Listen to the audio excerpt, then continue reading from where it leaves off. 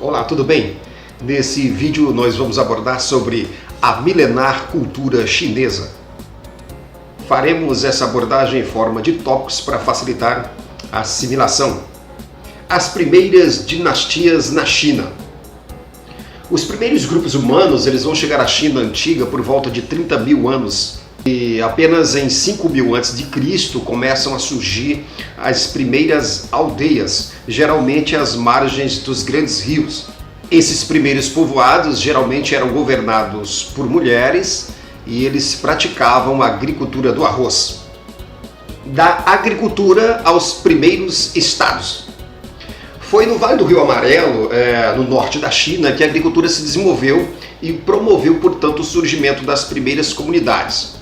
Aos poucos, essas comunidades vão se transformar nos primeiros pequenos estados, cujos chefes terão seu poder passado de forma hereditária. A unificação política com o rei Yu. Por volta de 2200, um desses grandes chefes locais, desses pequenos estados, o chefe Yu, vai unificar todos esses pequenos estados, tornando-se o primeiro rei. Com ele teve início a dinastia Xia, a primeira da China.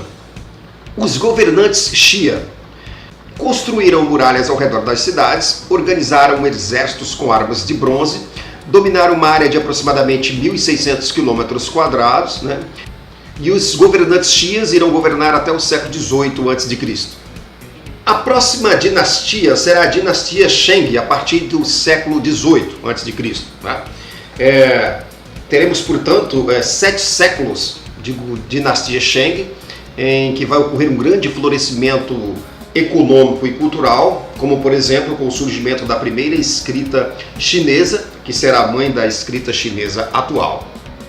As invenções da dinastia Shang. Eles vão inventar um calendário com 365 dias, passarão a utilizar as conchas como moedas, criarão instrumentos musicais como tambores e sinos, e vão desenvolver também a fabricação de tecidos a partir do bicho da seda. A religiosidade chinesa. Os chineses acreditavam em vários deuses, consultavam oráculos, e faziam sacrifícios tanto humanos quanto de animais a essas divindades. A queda da dinastia Shang e a ascensão ao poder da dinastia Zhou. Os Shangs foram derrubados por um rei da dinastia Zhou em 1027 a.C. e aí os chineses terão 200 anos de tranquilidade. Mas a partir do século IX a.C., os grandes proprietários de terra e os pequenos estados sob seu controle tornarão-se muito poderosos, enfraquecendo assim o poder central do rei. Os reinos combatentes e a dinastia Qin. A partir do século V, os reinos de Xu, Qin, Zhao, Han, Wei e Qin passarão a disputar a hegemonia da China. E terá início então um período de lutas intensas que vai se estender de 475 a 221 a.C. Foram anos de tanta violência que ficaram conhecidos como período dos reinos combatentes. O surgimento do confucionismo e do taoísmo. No período dos reinos combatentes, essa crise estrutural da sociedade chinesa vai provocar algumas reflexões a respeito do papel do Estado, das leis, dos governantes, dos governados, e isso vai estimular o surgimento de algumas filosofias, como o taoísmo e o confucionismo. A unificação final, a dinastia Qin, o imperador Shi Huangdi. Em 221 a.C., depois de muitas batalhas durante o período dos reinos combatentes, o reino de Qin vai vencer a batalha e vai anexar os territórios dos reinos adversários e vai reunificar a China. Seu rei, Yingzheng, pertencente à dinastia Qin, proclama-se imperador, com o nome de Shi Huangdi. Era o início da fase imperial da China.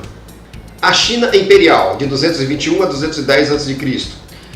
A dinastia Qin transformou a China num grande império, e eles vão estruturar e organizar todo esse império, e para isso o imperador vai padronizar o sistema de peso e medida, os diferentes tipos de escrita, criou um conjunto rigoroso de leis, construiu diversas estradas e ordenou a interligação entre as muralhas que protegiam as cidades. Portanto, mais de 1 milhão de trabalhadores foram mobilizados nessa tarefa, que que resultou na construção de 4.200 quilômetros, né, da Grande Muralha no norte da China. A dinastia Han. Com a morte de Yin Zheng, ou Xin Huangdi, o imperador da dinastia Qin, o império entrou em crise, né? E somente em 206, né, Liu Bang subjugou os adversários e assumiu o controle, dando início agora à dinastia Han. A influência do confucionismo na dinastia Han. Grande parte das medidas adotadas pela dinastia Han era inspirada em Confúcio. Assim, a China alcançou um enorme desenvolvimento econômico e cultural. Na introdução, por exemplo, na agricultura do arado puxado a bois, na utilização de instrumentos de ferro, né, na construção de diques e canais. A Rota da Seda.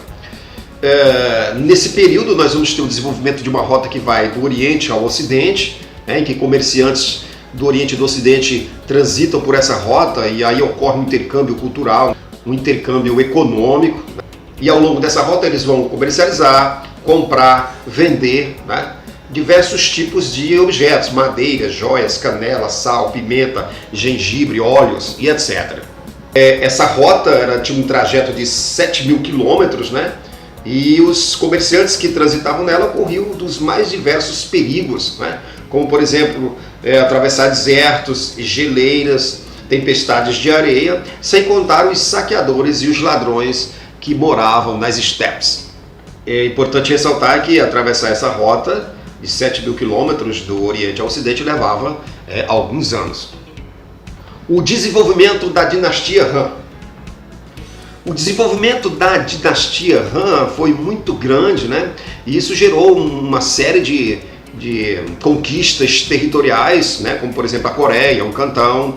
Os artesãos chineses da dinastia Han criaram instrumentos diversos, como por exemplo um instrumento para detectar a direção dos ventos, o sismógrafo para medir a intensidade dos tremores de terra, que os europeus só vão desenvolver no século XVIII, né?